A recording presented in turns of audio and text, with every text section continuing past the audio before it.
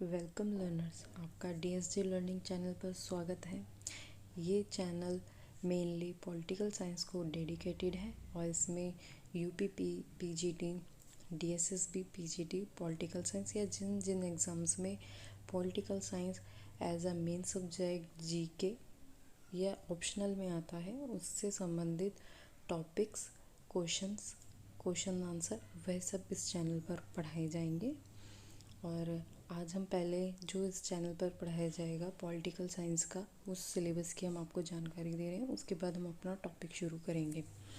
तो हमारा पहला राजनीतिक विज्ञान का जो पहला टॉपिक होता है वो है संविधान। और संविधान से रिलेटेड क्वेश्चंस सभी एग्ज़ाम्स में आते हैं, चाहे वो ऑप्शनल हो, जीके पर्पस से हो या मेन हो। तो हम पहले संविधान के बारे में पढ़ेंगे। संविधान क्या होता है, हमें संविधान की आवश्यकता क्यों है, संविधान का निर्माण कैसे होता है, संविधान कितने प्रकार के होते हैं, संविधान की विशेषता क्या है, भारतीय संविधान के बारे में, उसका निर्माण कब हुआ, कितने दिन लगे, कैसे हुआ, उस सब के बारे में हम पढ़ेंगे। और इसका दूसरा टॉपिक जो इसमें हम पढ़ेंगे वो है मौलिक अधिकार के बारे में हम पढ़ेंगे कि हमारे को भारतीय नागरिक होने के नाते कितने प्रकार के मौलिक अधिकार मिले हैं। फिर हम पढ़ेंगे राज्य के जो नीति निर्देशक तत्व हैं, हमारे मौलिक कर्तव्य क्या हैं, केंद्र की विधायिका और कार्यपालिका, इसमें हम संसद के बारे में, राष्ट्रपति के बारे में पढ़ेंगे। राज्य की विधायिका, इसमें विधायिका, कार्यपालिका, इसमें हम पढ़ेंगे जो विधानमंडल होता है, सीएम के बारे में पढ़ेंगे, राज्यपाल के बारे में पढ़ेंगे, स्थानीय स्वशासन, इसमें हम पढ़ेंगे जो पंचायती राज है, नगर निगम है, उन सब के बारे में। न्यायपालिका हमारे, इसमें हम पढ़ेंगे सुप्रीम कोर्ट के बारे में, हाई कोर्ट के बारे में। और जो हमारा निर्वाचन आयोग यानी इलेक्शन कमीशन है, इसके बारे में हम पढ़ेंगे। संवैधानिक संस्था यानी जो जिनका वर्णन हमारे संविधान में किया गया, उन संस्थाओं के बारे में पढ़ेंगे। गैर संवैधानिक संस्थाएं जिनका वर्णन हमारे संविधान में नहीं किया गया पर वह एक इम्पॉर्टेंट भूमिका निभाती हैं, हम उनके बारे में पढ़ेंगे। फिर हम उसके बाद पढ़ेंगे पाश्चात्य राजनीतिक विचारकों के बारे में, जैसे प्लेटो है, रूसो है, अरस्तु है, हम इन सब के बारे में भी पढ़ेंगे इसी चैनल पर। ओके। संविधान क्या होता है?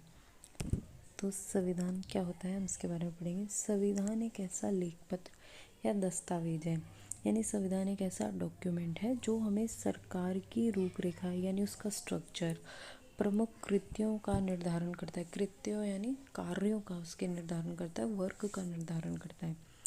और हम ये भी कह सकते हैं कि संविधान आदर्शों और लक्ष्यों से परिपूर्ण होता है, या अर्थात जो एक संविधान होता है वह एक राज्य या देश के लक्ष्यों और आदर्शों यानी उसका कि वह जो देश है, वह जो राज्य है, वो कैसे आदर्श, वो मतलब क्या सोच लेकर आगे चल रहा है, वो अंतर्राष्ट्रीय स्तर पर या विश्व स्तर पर अपने आप को कैसे प्रदर्शित करना चाह रहा है और कैसा देश बनकर उभर रहा है, इसके बारे में जानकारी मिलती है।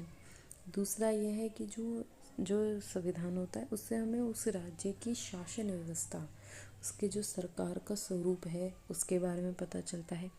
जिससे जो भारत की शासन व्यवस्था है वो लोकतंत्रात्मक है, भारत एक लोकतंत्रात्मक देश है, हमें यह पता चलता है।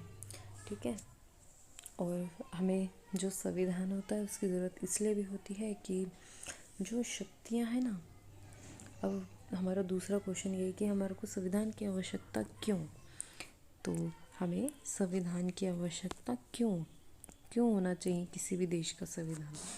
तो जैसे कि हम सब जानते हैं कि किसी भी, चाहे कोई छोटे से छोटा समुदाय हो या बड़े से बड़ा देश हो, उसको चलाने के लिए कुछ नियम कानून होते हैं, ताकि उसमें, क्योंकि किसी भी एक देश में बहुत सारी संस्थाएं, बहुत सारे लोग, बहुत सारे समुदाय होते हैं, उन सब में ना संतुलन बैठाने के लिए, उन सब में तालमेल बैठाने के लिए, क्योंकि मनुष्य एक सामाजिक प्राणी है, समाज विभिन्न प्रकार के समुदायों से बनता है। इन समुदायों में तालमेल बैठाने के लिए हमें संविधान की आवश्यकता पड़ती है।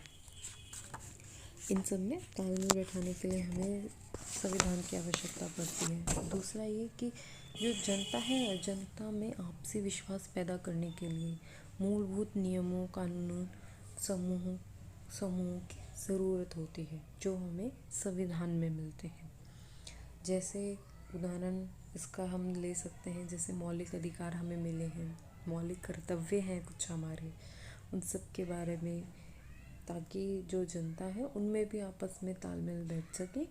और इसका एक और हम ले सकते हैं कि हमें संविधान की आवश्यकता क्यों पड़ती है, तो यह है संविधान सरकार निर्माण के नियम, उन शक्तियों और सीमाओं को तय करता है।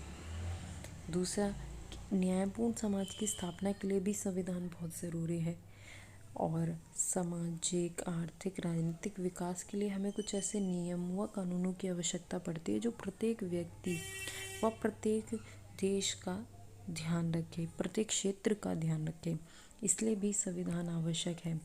जैसे हमारा देश है, इसमें विभिन्न समुदाय हैं, अनेक प्रकार के, मतलब विभिन्न धर्मों का है, तो किसी भी, और एक समाज में कितने प्रकार के व्यक्ति रहते हैं, उन व्यक्तियों में किसी भी स्तर पर किसी भी प्रकार से कोई भेदभाव ना हो सके, इसलिए हमें संविधान की आवश्यकता होती है और इसलिए संविधान का निर्माण किया जाता है। अब हमारा अगला प्रश्न ये उठता है कि जो संविधान है वो कितने प्रकार के होते हैं। तो संविधान है दो प्रकार के।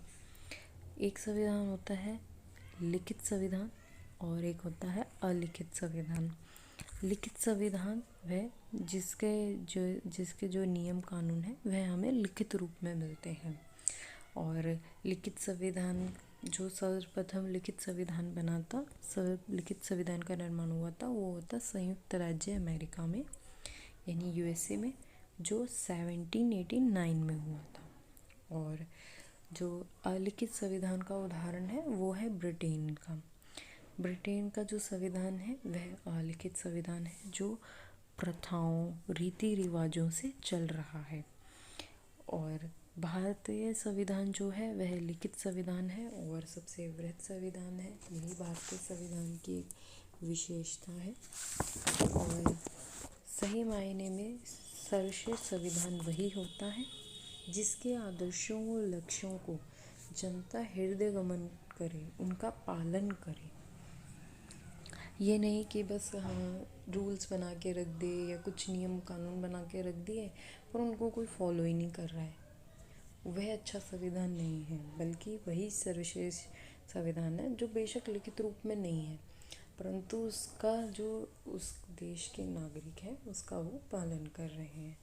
आई होप आपको वीडियो पसंद आई हो। Like, follow, share, subscribe and comment.